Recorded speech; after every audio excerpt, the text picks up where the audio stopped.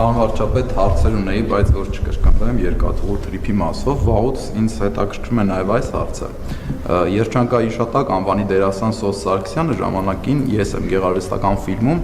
երբ իմացավ իրենց գյուղ եկած ժամկետային զինծառայողը ճանապարհաշինարարի մասնագիտությունն է ընտրել, ասաց գիտես ինչ, այս Երևան տանող ճանապարհները սխալ են սարքել, միակողմանիա, գնացող կա, եկող չկա։ Անվարչապետ խնդիրը այսօր էլ է արդիական եւ մեզնից երևի ինչ-որ մասը մարզերից է եւ երիտասարդների, այսպես ասած, արտագաղթը դեպի Երևան շարունակվում է։ Ունենք գերծանրաբեռնված Երևան եւ մարզերում գրավչությունը ինչպես բարձրացնել։ Կառավարությունը համաչափ զարգացման տեսանկյունից ինչ ծրագրեր է նախատեսում։ Գիտենք բնակարանների մասին, էլ ինչ անեն, որ երիտասարդը ավելի բարձր վարձատրվի եւ մնա մարզերում եւ ժամանակին հիշում եմ ինչ-որ նախարարություններ նույնիսկ մարզեր տանելու խոսակցություններ կային։ Շնորհակալություն։ Այդ մեր մտածողության ձևը, որ ինչ-որ հարց լուծելու բանը, ճանապարհը կամ նախարարություն ստեղծելն է, կամ նախարարություն տեղափոխելն է, կամ նախարարությունը մեծացնելն է, կամ հաստիկները ավելացնելն է, ոչ թե չի։ Մենք դա անում ենք, որովհետև այն գյուղում, որտեղ ճանապարհ չկա, երիտասարդը ինչի պետք է ապրի։ Երեք մենք գտնվում ենք Կոտայքի մարզի Աղավնաձոր գյուղում, որտեղ կառավարության գրանտով համաֆինանսավորմամբ ստեղծվել է երիտասարդական կենտրոն։ Այդպիսի տասնյակ կենտրոններ են ստեղծվել Հայաստանի տարբեր մարզերում եւ դեպի այդ կենտրոն գնացող ճանապարհները նորոգվել են։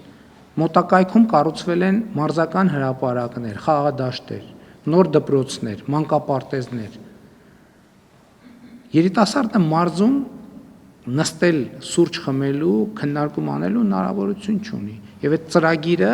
իմ անձնական նախաձեռնությունն է, որ որպես մարզում ծնված մեծացած մարդ, ով գիտի, որ բանից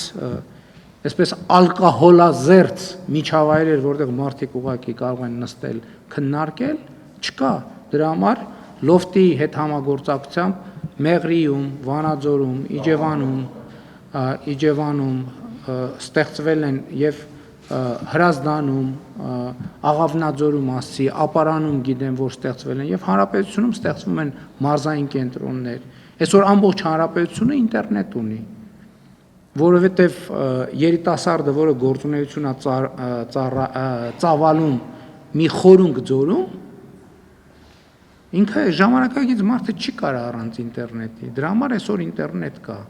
Հայաստանի Հանրապետության բոլոր սարերում եւ բոլոր ձորերում կա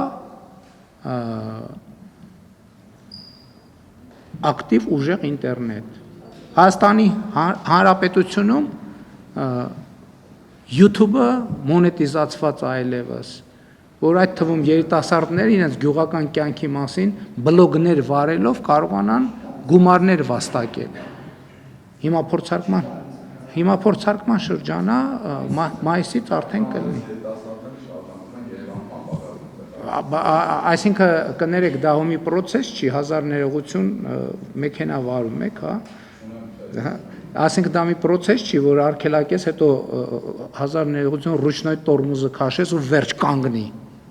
Բայց տասնյակ տարիներով գնացած process-ը դանդաղեցնելու, կանգնեցնելու, հա, ուրիշ բան ենք անում։ Այսօր տենց էլ չի կարող, օրինակ Պաշտպան հայրենիաց ծրագիրը ինչ դերակատարում ունի։ Պաշտպան հայրենիաց ծրագրով զորակոչիկը դառնում է պայմանագրային զինծառայող, ապրում է իր տանը, իր միջավայրում եւ ստանում է 200,000, 300,000, 400,000, 500,000, 600,000, 700,000 դրամ աշխատավարձ։ Այդ ամեն ինչը դրա համար են։ Բա երիտասարդն ինչի է գալիս Երևան, որովհետեւ ուզում է իր երեխան նորմալ դպրոց գնա։ Այսօր բազմաթիվ մարզերում, բազմաթիվ գյուղերում կան այնպիսի դպրոցներ, որ Երևանում այդպիսի դպրոց չկա։ Երիտասարդն ինչի է գալիս Երևան, ուզում է իր երեխան մանկապարտեզում լինի, որ ինքն էլ կինն էլ աշխատելու եւ ընտանիքում ներդրում անելու հնարավորություն ունենան։ Այսօր հանրապետության մենք 500 մանկապարտեզի ծրագիրը ավարտում ենք։ Հաջորդ փուլում արդեն նախընտրական ծրագրի մեջ նշել ենք 100 մանկապարտեզ։ Ինչ ենք նշել 100 մանկապարտեզ, որովհետև մտածում ենք, որ արդեն այնքան կառուցել ենք, որ մոտավորապես 100-ի պահանջարկ է մնում դրանից հետո։ Չնայած պարզվի 100 չի, 150-ը 150-ը կկառուցենք, պարզվի 200-ը 200 կկառուցենք, բայց ամեն ինչը դրա մասին է, բա որ Հայաստանում տուրիզմի առաջին եռամսյակում Հայաստանում ներգնա տուրիստների բացարձակ պատմական ռեկորդ է գրանցվել, բայց դա ինչի մասին է, դա նրա մասին է, որ երիտասարդը իր գյուղում կարող է հնարավորություն ունի մի փոքր բիզնես դնել տուրիստական ոլորտի, տուրիզմը գրավիչ դարձնելու համար։ Իմ մայրենի գյուղը, ասեմ, Հաղարծին գյուղը, որ բազմաթիվ երիտասարդներ ինչ են անում։ Իրանց հին վիլիսները դզում են կամ նիվաները դզում են, փչում են, գույներով ներկում են եւ զբոսաշրջիկներին տան բարձրացնում են դիմաց սար, իջեցնում են եւ շատ ավելի մեծ գումարներ են աշխատում, քան նախկինում կարող էին անել